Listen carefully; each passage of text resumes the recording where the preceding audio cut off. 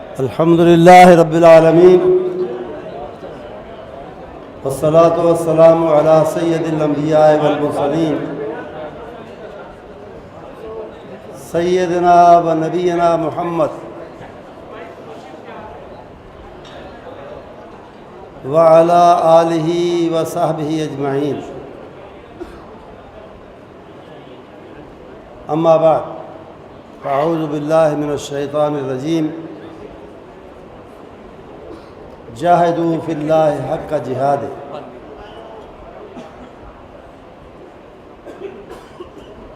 قائدین اہل حدیث یوتھ فورس پاکستان جناب ڈاکٹر عبدالغفور راشد صاحب، ناظم تنظیمات، دوستو عزیزو، آج کا یہ اجتماع خوشی، مسرت اور تشکر، اللہ کے شکر کے لیے منعقد کیا گیا ہے کہ اس نے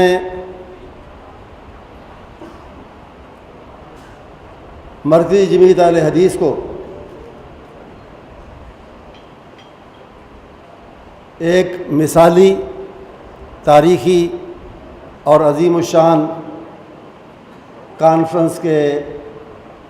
انعقاد کا شرف بخشا۔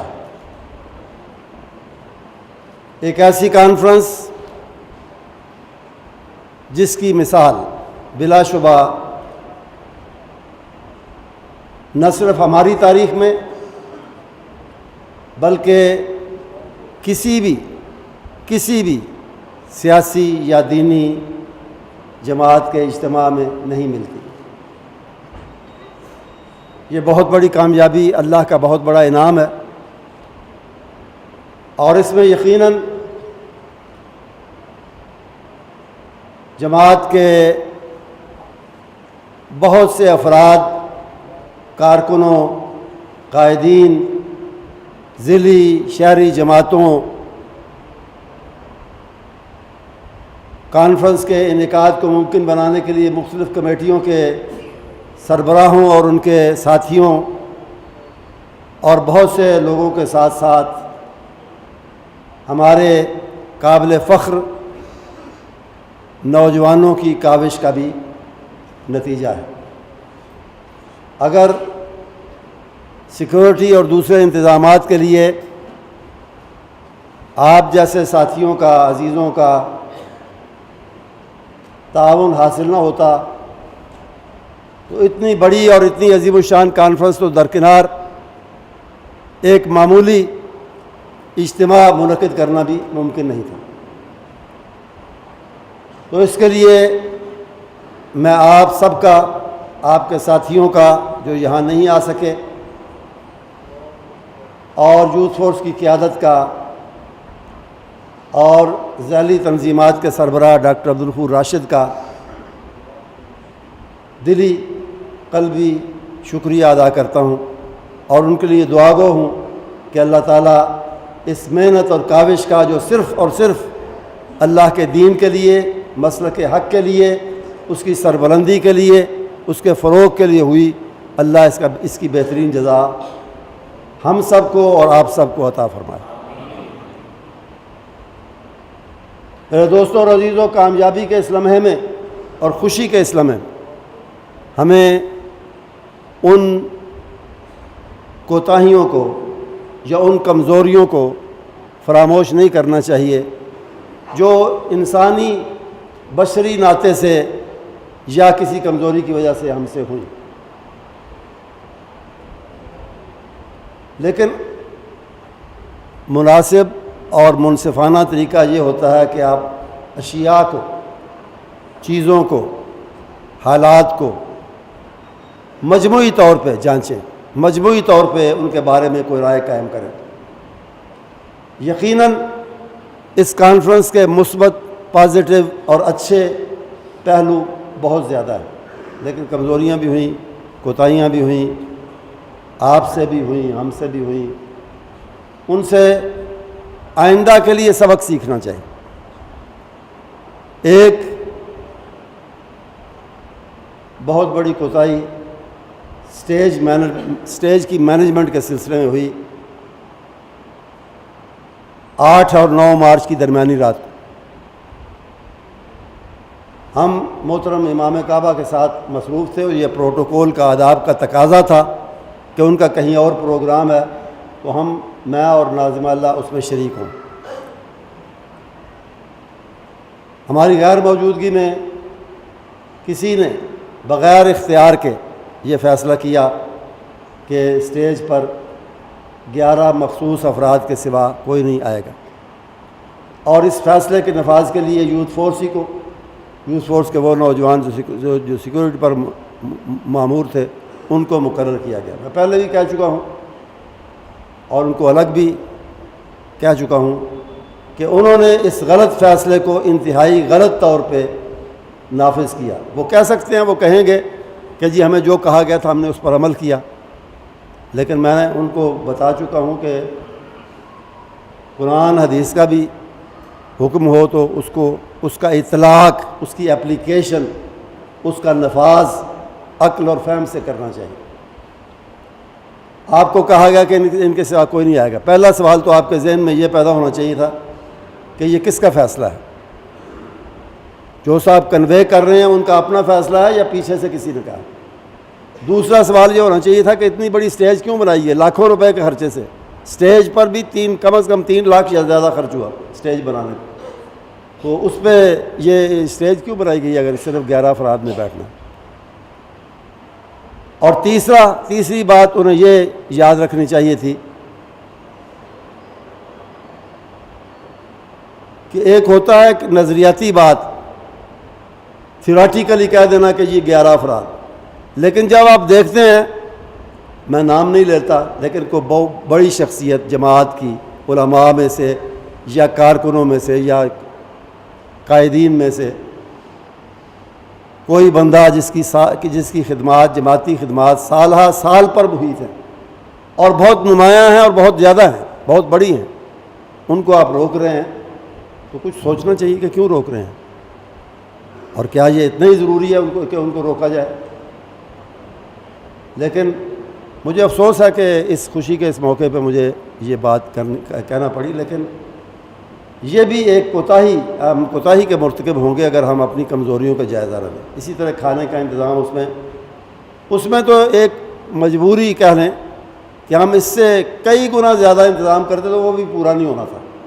کیونکہ ہجوم ہی اتنا تھا، حاضری ہی اتنی تھی، افراد ہی اتنے تھے کہ ان کو سنبھالنا کسی لحاظ سے بھی مشکل نہیں بلکہ تقریباً ناممکن۔ کھانے کا مسئلہ ہو، سیکورٹی کے حوالے سے بھی آپ نے یقیناً مجموعی کارکردگی آپ کی انتہائی قابل تعریف ہے، لیکن جس طرح اسٹیج کا معاملہ ہوا، اسی طرح لوگوں کی گاڑیوں کو اندر آنے سے چند مخصوص نمبر تھے سیکورٹی والوں کے پاس، لیکن ان کے پاس نظر ہونی چاہیے، ان کے پاس فہم اور عقل ہونی چاہیے کہ فلاں شیخ الحدیث، فلاں معروف عالم یا خطیب یا معزز جماعت کا وہ آ رہا ہے، کم از کم اتنی سہولت، بوڑھا بھی ہے، بیمار بھی ہے یا کمزور بھی ہے، کم از کم اتنی سہولت اسے دینی چاہیے کہ وہ اسے گاڑی پہ ڈرائیور آگے تک پہنچا دے، پنڈال تک یا اسٹیج تک، اور اس کے بعد گاڑی واپس لے جائے۔ لیکن یہ کچھ میں یہی کہوں گا زیادہ سے زیادہ کہ فہم کی کچھ کمی رہی، فہم کی، لیکن مجموعی طور پہ یقیناً آپ کی اور آپ کے قائدین کی اور ذمہ داروں کی کارکردگی جو ہے وہ قابل تحسین ہے، اس کی تحسین نہ کرنا بھی ناانصافی اور زیادتی ہو۔ بہرحال یہ کانفرنس ہمیں ایک مہمیز کے طور پہ ہمیں اسے سمجھنا چاہیے اور لینا چاہیے۔ مہمیز کیا ہوتی ہے؟ جو رفتار کو زیادہ کرنے کے لیے سواری کو مہمیز لگائی جاتی ہے، تھوڑا سا چابک دکھایا جاتا ہے یا کوئی اور طریقہ، یا اسے ہلایا جاتا ہے، ایک خاص کمر پہ سواری کے گھوڑے وغیرہ پہ ہاتھ رکھ کے اسے تیز تر چلنے کے لیے آمادہ کیا جاتا ہے۔ تو یہ ایک کانفرنس جو ہے وہ ایک سنگ میل بھی ہے ہمارے لیے، ایک مہمیز بھی ہے۔ کہ آئندہ بھی انشاءاللہ ہمیں اس سے تحریک ملنی چاہیے، مزید کامیابیاں دین کے لیے، مسلک کے لیے، جماعت کے لیے سمیٹنے کی ایک تحریک ہمیں ملنی چاہیے۔ اسی پہ اکتفا کر کے بیٹھ نہیں جانا چاہیے کہ بہت بڑی کانفرنس ہو گئی۔ اور لوگوں کی خواہش ہماری اپنی بھی ہوتی ہے، لوگوں کی بھی ہوتی ہے کہ ہر سال نہیں تو اکثر یہ اس طرح کی کانفرنسیں منعقد ہوتی رہیں۔ ایک عرصے کے بعد اس لیے منعقد ہوئی کہ ہماری ساری کی ساری توجہ اخراجات کے لحاظ سے اور انرجی اور کوشش کے لحاظ سے پیغام ٹی وی پہ لگی ہوئی تھی کئی سالوں سے، اس لیے اس کو مؤخر کرتے رہے اور بالآخر فیصلہ ہوا کہ نہیں، اس سال یہ ضرور منعقد ہونی چاہیے۔ لیکن شاید آپ کے لیے یہ بات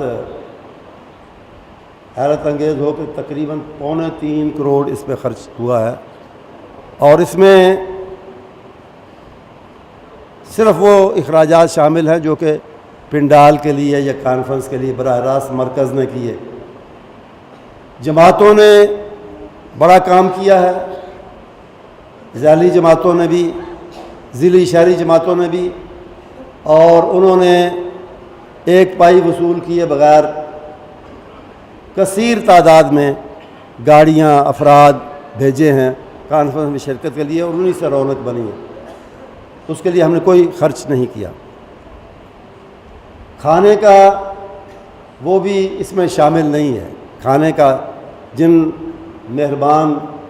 دوستوں نے یا دوست نے، حافظ عبدالغفار صاحب نے جگہ پرووائڈ کی، جگہ مہیا کی اتنی بڑی، اس کے علاوہ کوئی اتنی بڑی جگہ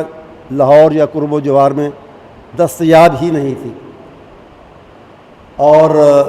نہ اتنا بڑا اجتماع کسی اور جگہ ہو سکتا تھا۔ ہم نے کوشش کی یونیورسٹی گراؤنڈ کی، یا اس کی بھی سوچا تھا منٹو پارک جس کو کہتے ہیں، یہ اقبال پارک، لیکن وہاں اب صورتحال بدل گئی ہے، کچھ اجتماع اتنی بڑی جگہ نہیں رہی، وہاں بڑا اجتماع نہیں ہو سکتا، کچھ اجازت کا بھی مسئلہ، لیکن بڑا اجتماع ہو ہی نہیں سکتا۔ یونیورسٹی گراؤنڈ کی کوشش کی تھی لیکن وہ بھی نہ مل سکی، اور اگر ملتی تو ہماری کانفرنس اتنی کامیاب نہیں ہو سکتی۔ سینکڑوں کی تعداد میں واش روم بنانے، رہائشی ٹینٹ وغیرہ لگانے، صاحبان اور سارے مسئلے جو ہیں ہوئے، جو انتظامات ہوئے وہ وہاں نہیں ہو سکتے تھے اتنے وسیع پیمانے پہ۔ بہرحال اللہ نے بہتر کیا، تو جگہ کے علاوہ کھانے کے اخراجات بھی انہوں نے اپنے ذمہ لیے، اور بغیر صرف اللہ کی رضا کے لیے اور جماعت کی بہتری اور جماعت کے مفاد کو سامنے رکھتے ہیں۔ اللہ تعالیٰ ان کو اس کی بہتر جزا عطا فرمائے، اور آپ سب کو بھی، اور ان لوگوں کو جنہوں نے اس کے لیے کوئی بھی چھوٹی یا بڑی محنت اور کاوش اور کوشش کی ہے یا دعا کی ہے۔ یہ کانفرنس کس کی تھی؟ اہل حدیث کی کانفرنس۔ اور اہل حدیث کون ہے؟ کتاب و سنت کے حاملین ہیں۔ اصل جو اسلام ہے، اسلام کی جو اصل تصویر ہے، وہ دنیا کے سامنے پیش کرنے والے۔ وہاں بھی میں نے کہا تھا اور یہاں بھی کہتا ہوں کہ اللہ کا بہت شکر ہمیں بجا لانا چاہیے، بہت بڑا اس کا انعام ہے کہ اس نے اصل دین کی، صحیح دین کی پہچان ہمیں عطا فرمائی ہے، جو کہ صرف اور صرف کتاب و سنت جس کی بنیاد ہے۔ لیکن صحیح شکرانہ صرف الفاظ سے ادا نہیں ہوتا۔ صحیح شکرانہ اس بہت بڑی نعمت کا یہ ہے کہ ہم سچے اہل حدیث بنیں، حدیث پر عمل کرنے والے بنیں، صرف حدیث کا اور سنت کا نام نہ لیں بلکہ اس کو عملی طور پہ اپنی زندگی کا رہنما بنائیں، قرآن کو اور حدیث کو، کیونکہ یہی دین کی اصل بنیادیں ہیں، یہی ہماری دعوت ہے، یہی ہمارا دعویٰ ہے، یہی ہماری سٹیجوں پر بات ہے کہ جی ہم اصل دین پیش کرتے ہیں، لیکن اس اصل دین کو سب سے پہلے اپنی ذات پہ نافذ کرنا چاہیے اور اس پر عمل کر کے اپنی دنیا اور آخرت کی کامیابیاں سمیٹنی چاہیے۔ اللہ تعالیٰ سے دعا ہے کہ آپ کو آئندہ دین کے لیے، مسلک کے لیے اور بھی زیادہ کوشش محنت کرنے کی، اور دینی اقدار کو اور دینی احکام کو اپنے اوپر نافذ کرتے ہوئے ان کی دعوت کو عام کرنے کی توفیق عطا فرمائے۔ وآخر دعوانا الحمدللہ رب العالمین۔ کارواں دعوت قرآن و حدیث، مرکز جمعیت اہل حدیث۔ پاکستان